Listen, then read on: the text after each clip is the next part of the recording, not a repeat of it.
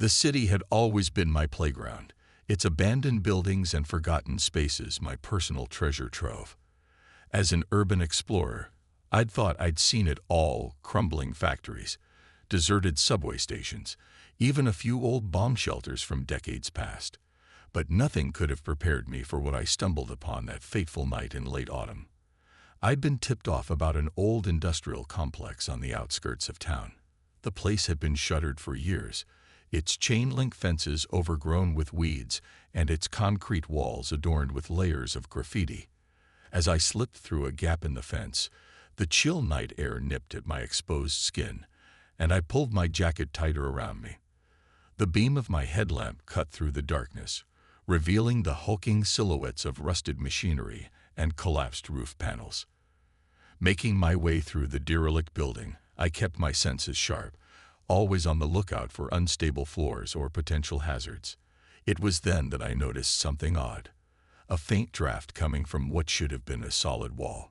Curious, I ran my hands along the cold concrete, feeling for any irregularities. To my surprise, a section of the wall gave way under my touch, swinging open on hidden hinges to reveal a dark passageway beyond. My heart raced with excitement.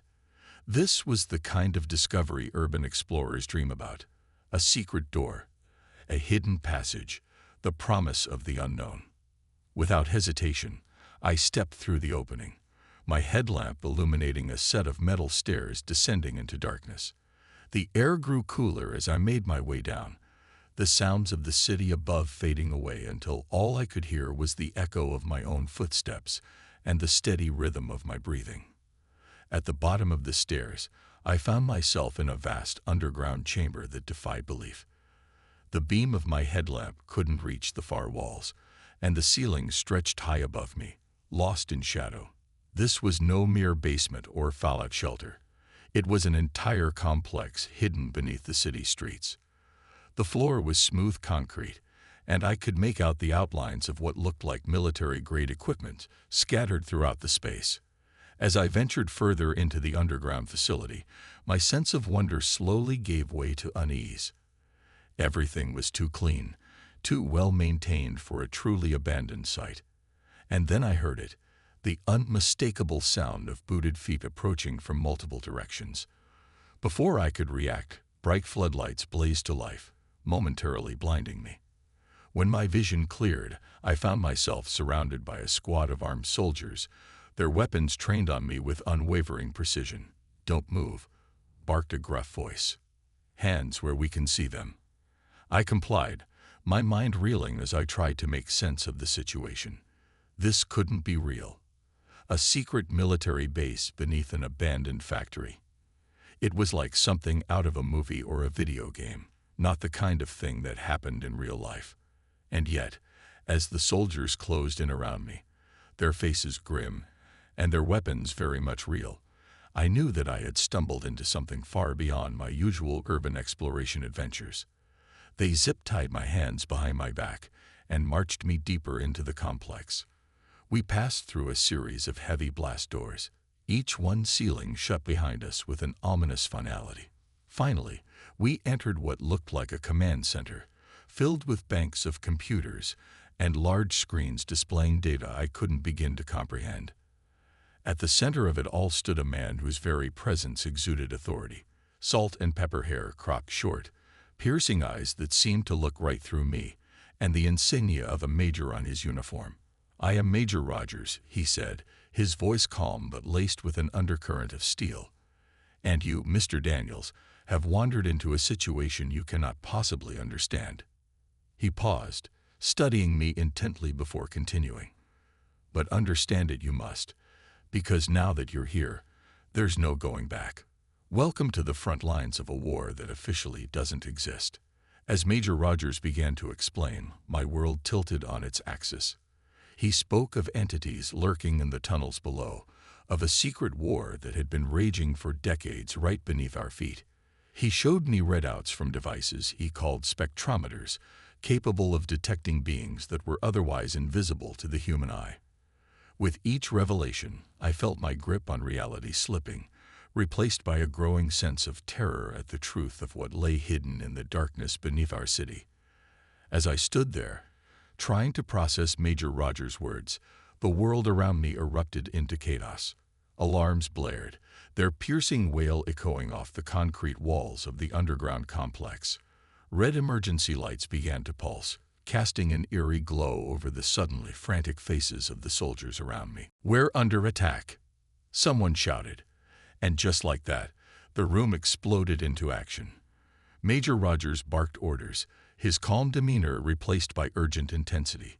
Soldiers rushed to battle stations, grabbing weapons and equipment I'd never seen before. In the midst of it all, I stood frozen, my mind struggling to catch up with the rapidly unfolding situation. A hand gripped my arm, and I turned to see a soldier with a weathered face and keen eyes. "I'm Rodriguez," he said, his voice steady despite the mayhem. "Major's orders. You're with me now. Stay close and do exactly as I say if you want to survive." He cut the zip ties binding my wrists and pressed a strange device into my hand. "Spectrometer," he explained quickly. "It'll help you see them coming." As Rodriguez led me through the complex, I got my first real glimpse of the war Major Rogers had spoken of. The spectrometer in my hand hummed and flickered, detecting unseen presences all around us. Through its lens, I saw them, shadowy, writhing forms that seemed to defy the laws of physics. They moved through walls and floors as if they were mist, leaving trails of otherworldly energy in their wake. We reached a defensive position where a group of soldiers had set up a makeshift barricade.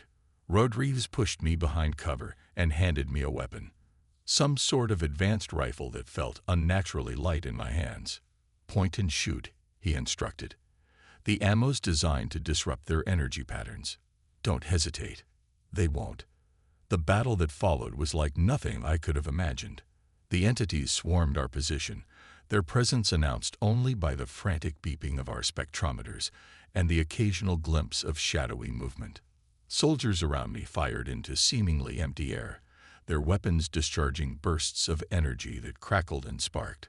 I watched in horror as one soldier, caught off guard, was enveloped by an invisible force. His body contorted unnaturally, and a scream of pure anguish tore from his throat before he collapsed, his eyes vacant and unseeing. It was then that the reality of our situation truly hit me.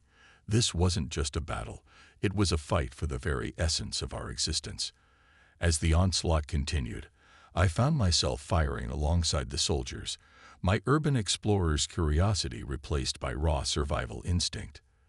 The rifle kicked in my hands as I aimed at the distortions indicated by my spectrometer, praying that each shot would find its mark. The air grew thick with the acrid smell of ozone and the metallic tang of blood. Hours seemed to pass, though it could have been minutes. Our defenses were crumbling, more and more soldiers falling to the relentless assault of the invisible entities. I saw the grim realization dawn on Rodriguez's face as he surveyed what remained of our group. "We can't hold this position," he shouted over the din of battle. "We need to fall back, deeper into the tunnels." With Rodriguez leading the way, our small band of survivors began a desperate retreat. We moved through a labyrinth of corridors and chambers, each turn taking us further from the familiar confines of the military complex and deeper into the unknown reaches beneath the city. The spectrometers in our hands became our lifelines, warning us of unseen dangers lurking in the shadows. As we pushed on, I found myself next to a young soldier named Anderson. His face was pale, his eyes wide with a mix of fear and something else, a strange, almost feverish intensity. "Can you hear them?" he whispered, his voice barely audible over the sound of our hurried footsteps. "The whispers, they're getting louder." I shot him a concerned look, but there was no time to dwell on his words as Rodriguez urged us forward. After what felt like an eternity of running and fighting, we reached an abandoned military outpost deep within the tunnel network. As Rodriguez secured the perimeter, I slumped against a wall, my body aching and my mind reeling from the events of the past few hours. It was here, in this moment of relative calm, that Rodriguez finally had the chance to explain more about the nature of our enemy and the war we were now a part of.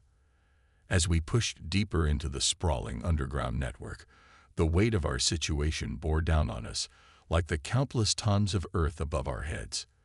The tunnel seemed to stretch endlessly, a labyrinth of darkness punctuated only by the faint glow of our equipment and the occasional flicker of our spectrometers. With each step, the line between reality and nightmare blurred further, leaving me to question my own sanity. The oppressive darkness played tricks on our minds, shadows morphing into monstrous shapes at the edge of our vision. More than once, I caught myself jumping at nothing more than the echo of our own footsteps or the distant drip of water. But it wasn't just the darkness that gnawed at our psyches. It was the constant, unrelenting threat of attack. Every beep of the spectrometer sent a jolt of adrenaline through my system, my finger tightening on the trigger of my weapon as I scanned for threats that were often invisible to the naked eye. Rodriguez led our small group with grim determination, his face a mask of concentration as he navigated the twisting passages. I found myself studying him, drawing strength from his unwavering resolve. But even he couldn't fully hide the toll this underground war was taking. In quieter moments, I saw the haunted look in his eyes, the slight tremor in his hands as he checked his equipment. As we delved deeper, Anderson's behavior became increasingly erratic. What had started as whispered comments about voices grew into full-blown conversations with unseen entities. He would stop suddenly, cocking his head as if listening to something none of us could hear, then nod or shake his head in response to unasked questions. The others gave him a wide berth, exchanging worried glances when they thought he wasn't looking. "It's the influence of the entities," Rodriguez explained in a low voice as we paused to rest in what appeared to be an old storage chamber. "The deeper we go, the stronger their presence becomes. Some people are more susceptible than others." "Anderson," he trailed off, shaking his head. "We need to keep an eye on him." I couldn't shake the feeling that we were being watched, studied by something vast and incomprehensible. The air itself seemed to thicken as we descended, carrying strange scents that defied description. Sometimes metallic, sometimes organic, always alien. My urban explorer's curiosity warred with a primal fear that screamed at me to turn back, to flee to the surface and never look back. It was during one of our brief rest periods that Rodriguez shared more about the nature of our enemy. "We don't know where they came from," he said, his voice barely above a whisper. "Some say they've always been here, lurking in the depths of the earth. Others think they're from somewhere else. Another dimension, maybe. What we do know is that they have the ability to influence human minds, to corrupt and twist people to their will." He went on to tell me about Crowley, a name spoken with a mix of fear and disgust. Once a decorated soldier, Crowley had led a mission deep into the underground network, further than anyone had gone before. When his team failed to return, a rescue mission was launched. What they found was the stuff of nightmares. Crowley, transformed into something no longer fully human, leading an army of corrupted soldiers and entities against his former comrades. As Rodriguez spoke, I noticed Anderson edging closer, his eyes wide and feverish.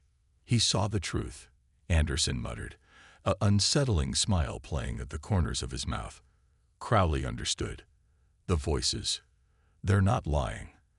They're trying to show us the way." Before anyone could react, Anderson let out a strangled cry and bolted down a dark side tunnel, disappearing from view.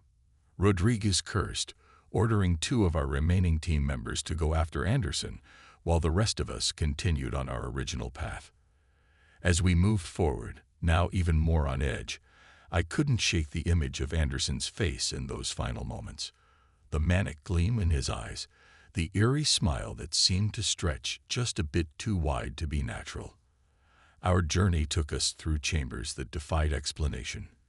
Vast caverns with impossible architecture, walls covered in symbols that seemed to shift and change when viewed from different angles. In one room, we found what looked like ancient machinery, its purpose unfathomable, but somehow still humming with energy after untold eons. It was in one of these strange chambers that we encountered Crowley. The attack came without warning, our spectrometers shrieking in alarm mere seconds before chaos erupted around us. I caught glimpses of writhing shadows and flashes of sickly green light as we scrambled for cover. And then I saw him, or what used to be him. Crowley was a nightmarish fusion of man and entity, his body twisted and elongated, skin pulsing with an otherworldly glow. Where his eyes should have been, there were only swirling vortexes of darkness.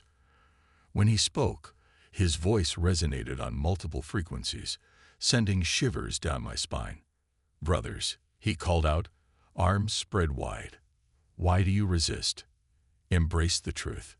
Become one with us." The battle that followed was a blur of terror and confusion. Our weapons seemed to have little effect on Crowley, the energy blasts dissipating harmlessly against his warped form.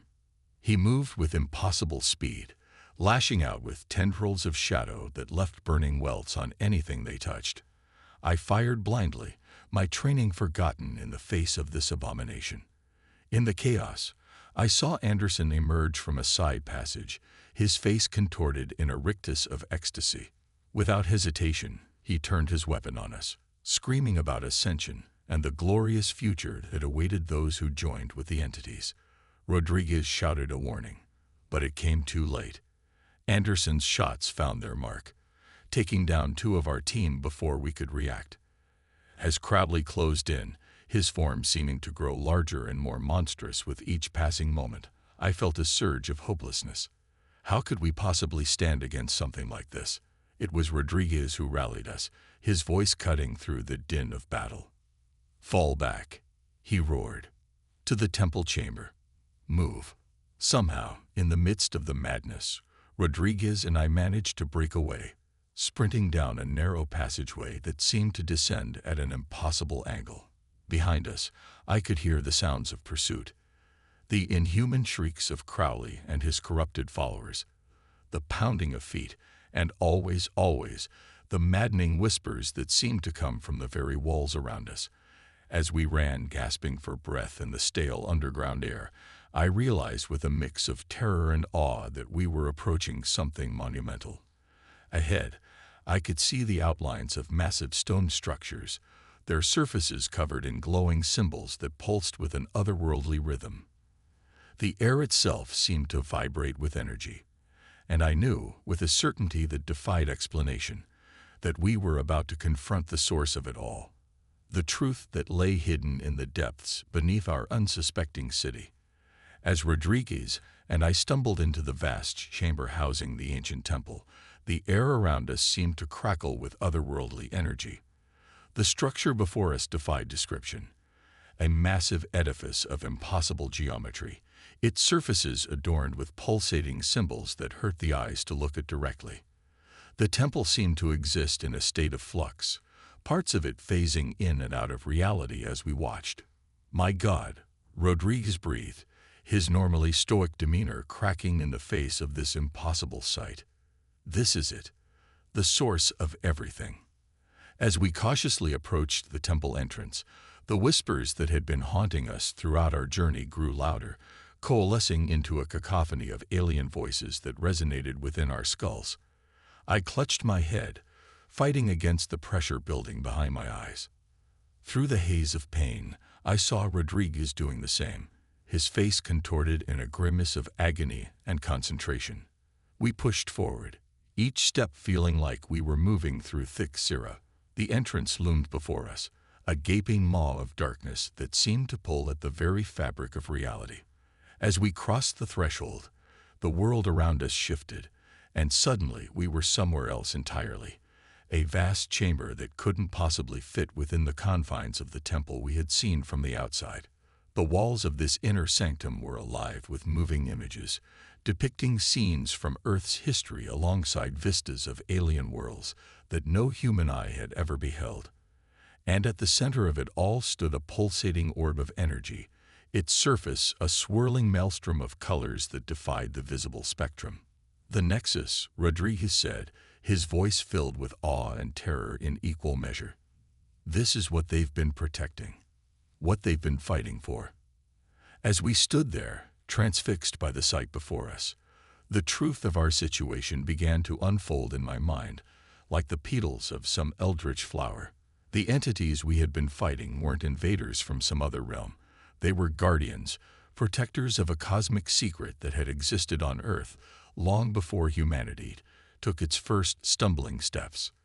The images on the walls told a story of ancient beings who had used Earth as a way station in their journeys across the universe.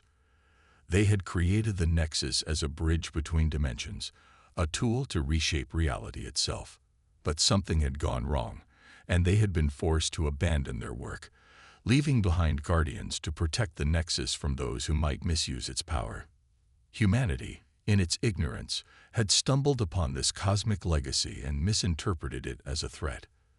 The war we had been fighting was based on a fundamental misunderstanding of our place in the universe. As this realization washed over me, I felt my perception of reality begin to shift. The whispers in my head were no longer painful, but instead filled with the promise of knowledge beyond human comprehension. I looked at Rodriguez and saw the same transformation taking place in him, his eyes wide with understanding, his body trembling as he absorbed the truth of our existence. "We were wrong," he said, his voice barely above a whisper. "All this time, we were wrong." But even as we stood on the precipice of enlightenment, I felt a darkness creeping at the edges of my consciousness. The entity's influence, which had corrupted Anderson and transformed Crowley, was working its way into our minds. I could feel it twisting my thoughts, reshaping my very being. Rodriguez must have sensed it too, because he turned to me with a look of desperate determination. "We can't let them take control," he said urgently. "We have to destroy the Nexus. It's the only way to end this, to protect humanity from a truth it's not ready for." In that moment, I found myself at odds with Rodriguez for the first time since our harrowing journey began. The part of me that was still human, still the urban explorer who had stumbled into this underground war, knew he was right. But another part, a growing part, wanted to embrace the knowledge the Nexus offered, to transcend the limitations of my human existence. "No," I heard myself say, my voice sounding strange and distant to my own ears. "This is our legacy, our birthright. We can't destroy it." Rodriguez's face hardened, and I saw his hand move towards his weapon. "I can't let you stop me," he said, his voice filled with regret. "I'm sorry, Matthew. I truly am." What followed was a struggle that existed on multiple planes of reality. As Rodriguez and I grappled physically, our minds battled against the influence of the entities and each other. The chamber around us warped and shifted, reality itself seeming to bend under the strain of our conflict. I felt my humanity slipping away with each passing moment, replaced by something vast and incomprehensible. The last vestiges of Matthew Daniels, urban explorer, fought against the transformation, but it was a losing battle. As my consciousness expanded, I saw the truth of the universe laid bare before me. The intricate web of connections that bound all of existence together, the cosmic dance of creation and destruction that had been playing out since the dawn of time. In the end, it was Rodriguez who fell. Whether it was to my transformed self or to the influence of the entities, I couldn't say. As I stood over his broken body, I felt a moment of profound sadness for the man who had guided me through the underground hell, who had fought so hard to protect a world that would never know of his sacrifice. But that moment passed, replaced by a sense of purpose that transcended human morality. I turned to the Nexus, its swirling energies calling to me like a siren song. As I stepped into its radiance, I felt the last traces of my humanity burn away, replaced by something new, something greater. Now, I exist in the tunnels beneath the city, a being beyond human comprehension. I am the guardian of the Nexus, the protector of a truth that humanity is not yet ready to face. And as I wait in the darkness, watching the ebb and flow of the cosmic tides, I wonder if the day will ever come when the world above is ready to embrace the reality that lies hidden beneath their feet. The urban explorer I once was is gone, consumed by the very mystery he sought to uncover. In his place stands a sentinel of the underground, a creature of shadow and light, forever changed by the secrets that lie buried in the deep places of the earth.